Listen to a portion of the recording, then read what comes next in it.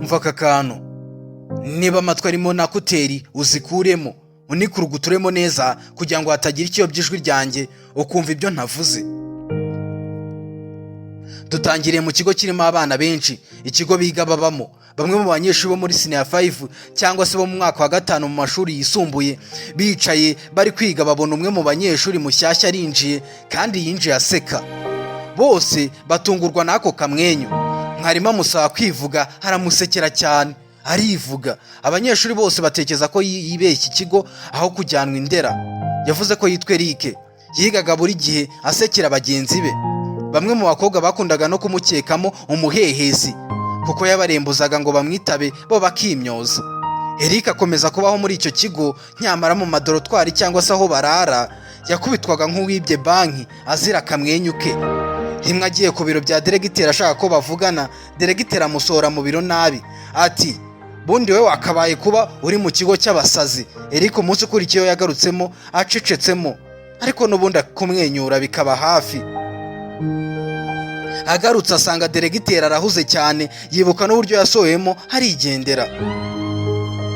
Hari muri class cyangwa se mu ishuri n'ibyishimo bye, hamagara abakobwa barembuza n'ibiganza kuko abahungu ntibamwumvaga, ahubwo baramukubitaga nk'abahuriye ku ngoma.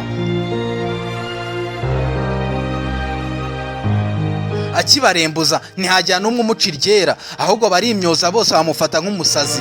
Asaba umwarimu ijambo, mwarimu nawe afite amaso si impumyi, nawe yimuwe bafataga nk'umusazi umwanya, nawe arisekera aricara. Umunsi ukurikiyeho abanyeshuri binjiye muri classe cyangwa se mu ishuri batunguwe no gusanga Eric acecetse, nta no kwerekana iryinyo, ameze nk'umuntu ukonje. Wabasekeraga mu minsi 5 yose yari ishize, yasaga nk'uri mu mwijima. Cheftain w'ishuri nawe wahoze mu bamukwenaga bakamuseka ndetse bakanamutaranga yarumiwe. Shefu nawe yifata ku kananwa nk'uwatewe n'ishyano ritakomanze. Byarinze bigera saa 6 nta n'umwe uraca iryera ku bijyanye no kumvitse ko ye. Shefu na Cheftain bahagurukanye wa babiri bagana aho yicaye bati, byakugendekeye ute? Ati byakugendekeye ute? Eric yavuze gake cyane nk'umuntu barohoye mu mazi ukonje ati,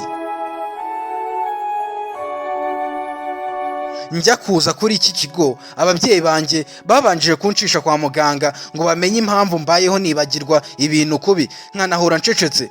Muganga yaransuzumye agiye kuduha ibisubizo by'ibizamini, yasabye ababyeyi ko nsohoka, ndabyanga pe kuko numvaga ibyo bisubizo biteye ubwoba. Nawe yabitekereje aticara.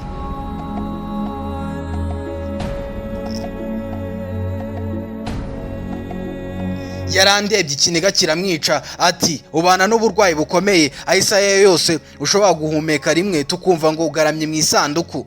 Ubana n'uburwayi bw'agahinda gakabije, aho byashashije ubwonko bwawe bubura amahwemo ku buryo buhora bukwereka mu masura y'abantu ukabona nk'inyamaswa zitegereje kukwanjama ngo zikwice.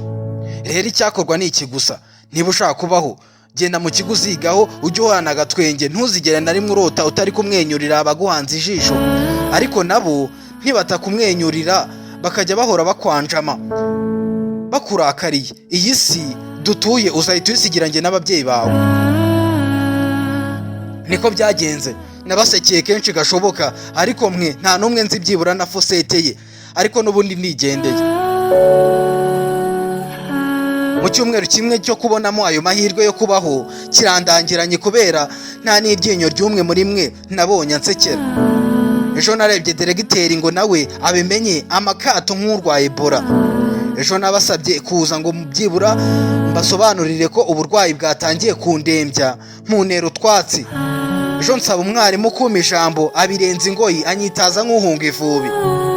Muganga yarambwiye ati, umunsi nzaba natakibasha kongera kubamwenyurira nzamenye ko ndi umugenzi wa hera. Abanyeshuri bose bari bacecetse, bose hamwe bari kurira. Nawe amarira atemba nk'atembera ku matama y'utashye kwitabiye, yatanze iteka ryo gutetera abatimyoza batiganyira wabateteye, nubwo yabatekeye amaso bwa nyuma nk'ugiye ahantu tutajya dutindaho tuvuga. Bararize bose, ahita basekera bwa nyuma, ahita ahera umwuka. Bose bariranye umujinya bishinja icyaha cyo kwica. Mu by'ukuri kuri iyi si ibyo dukora hari igihe bizatugaruka twisange mu cyaha cyo kwica umuntu tubyita ubusirimu. Nk'ubu turi abantu barenga imibare itavugwa, ariko ntihajya habura abantu basa nk'abadasanzwe, aho tubima umwanya, aho tutabaganiriza ngo twumva yabavamo. Imbere y'amaso yawe ukabona arasa nk'uwihebye cyangwa abayeho uburyo budasanzwe. Hari igihe uzisanga wamwiciye udakoresheje amaboko yawe ahubwo ibikorwa. Buri wese muganirize, umenye ibye intege nke. Wasanga ari wowe mucunguzi we mu bimugora ari kubamo, kandi wasanga ari wowe uzamuroha mu nyanja uzi ngo uri kumurohora. Inama ihari ni uko udakwiriye nta rimwe gusuzugura amagambo y'umuntu wemeye kuguha umwanya we ngo akubwire byibura igice cy'ubuzima bwe. Niyo hagira urihungutsa ngo umutege amatwi ku kintu cyihutirwa, nawe uzihutiye kucyakira nk'uwakira amata y'abageni. Wasanga ari wowe ubumbatiye azaza h'umuntu runaka mu biganza byawe.